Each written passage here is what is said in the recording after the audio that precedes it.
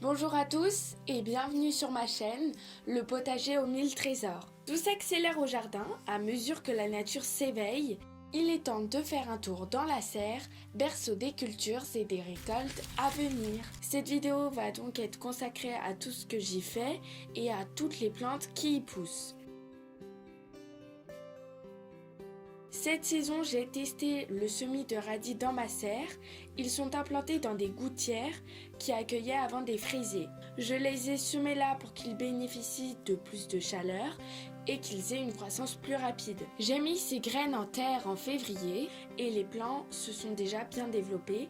On voit déjà qu'ils enflent et les récoltes ne devraient plus tarder, donc je suis assez contente parce que ça a fonctionné. Ma serre est également remplie de fraisiers. C'est un voisin de quartier qui nous les a donnés. Ces plants sont là depuis l'automne et il est plus que grand temps de les repiquer. Il y a également des betteraves qui sont bien parties. Je les ai semées, elles, en février et je vais les repiquer. Je prends donc mes plants et je les place dans des godets. Parce que je ne vais pas directement les mettre en pleine terre, je trouve qu'elles sont encore trop petites et j'aimerais qu'elles se développent encore un peu. Donc attention à ne pas trop les enfoncer. Ce sont des betteraves qui font des espèces de bulbes, c'est la variété betterave d'Égypte et donc il ne faut pas trop les enfoncer pour que la racine se développe bien. Je les implanterai ensuite au potager un peu plus tard dans la saison et en attendant, je ressème des betteraves. J'en ai peu qui ont germé pour l'instant et j'ai vraiment besoin de plus de quantité. Les poivrons ont bien germé. Je suis cependant déçue pour les aubergines. Peut-être que je n'ai pas assez enfoncé les graines. Toujours est-il qu'un seul plant a pointé le bout de son nez. Je les repique également dans des godets individuels.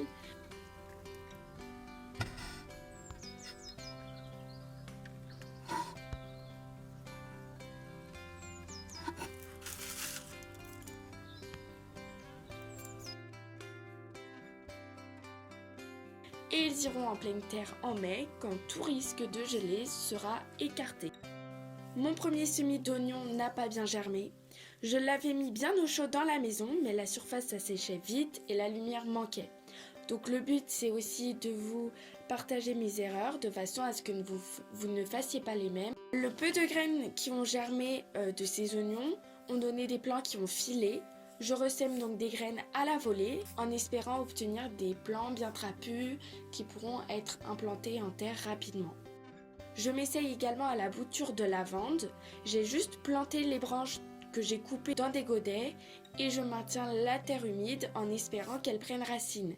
L'année dernière, je les avais mis dans des godets en terre cuite qui aspiraient beaucoup l'humidité. En une journée, le terreau pouvait se dessécher et j'ai vraiment eu des problèmes. Ça n'a pas pris et j'étais déçue parce que je voulais vraiment multiplier la lavande, en avoir partout. C'est beau, ça attire les pollinisateurs, ça sent bon.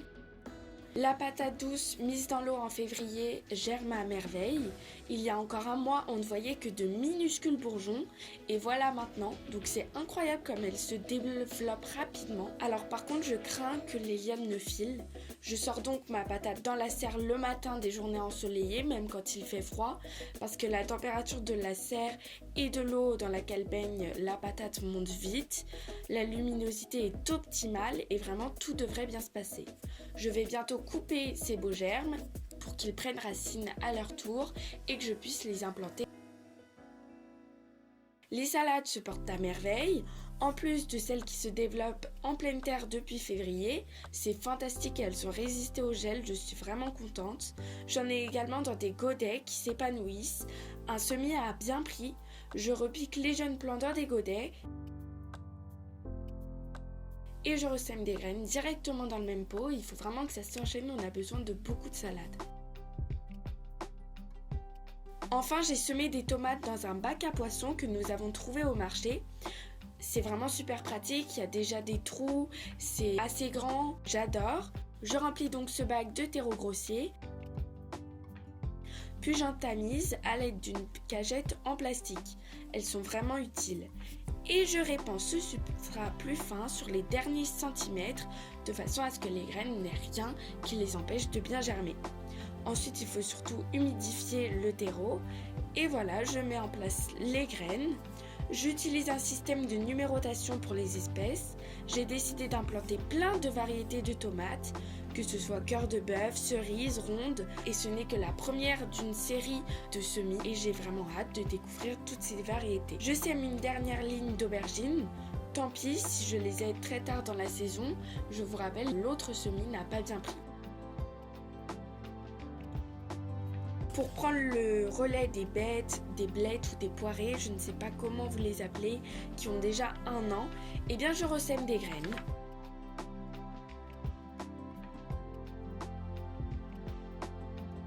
Et puis je mets à germer des patates dans une cagette également. Je vais les mettre dans la maison à 20 degrés. Elles devraient bien germer, faire des germes bien trapus.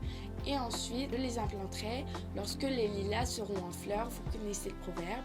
Et j'ai hâte que cette saison continue. J'ai hâte de vous partager encore tout mon quotidien au potager.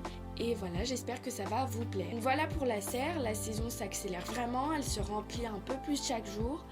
Dehors en tout cas, la nature s'éveille et la pleine saison arrive. Les prochaines vidéos seront consacrées à l'extérieur justement, à tous les travaux que j'ai faits et à toutes les plantes que je vais mettre en place.